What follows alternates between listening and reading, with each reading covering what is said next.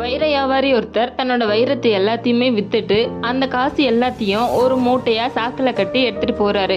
போற வழியில ஆத்த கடக்கும் போது ஆத்துல ஃபுல்லா ஒரே வெள்ளமா இருக்கு. ஆனாலும் எப்படியாவது நம்ம கடந்து போயிடணும் அப்படின்னு நினைச்சு அந்த மூட்டையோட அந்த வெள்ளத்துல போயிட்டே இருக்காரு. போயிட்டே இருக்கும் பொழுது வெள்ளம் ரொம்ப போயிட்டு இருக்கிறனால அந்த மூட்டை அவர் கையில இருந்து நழுவி போக ஆரம்பிச்சிச்சு. உடனே இவர் என்ன பண்ணிட்டாரு, கத்த ஆரம்பிச்சிட்டாரு. யாராவது என் பணத்தை காப்பாத்துங்க காப்பாத்துங்கன்னு சொல்லிட்டு கத்திட்டு இருக்காரு. அதனால பக்கத்துல மீன் பிடிச்சிட்டு இருந்த மீனவர் வேகமா போய் அந்த பணத்தை காப்பாத்தி மேலே எடுத்துட்டு போயிறாரு.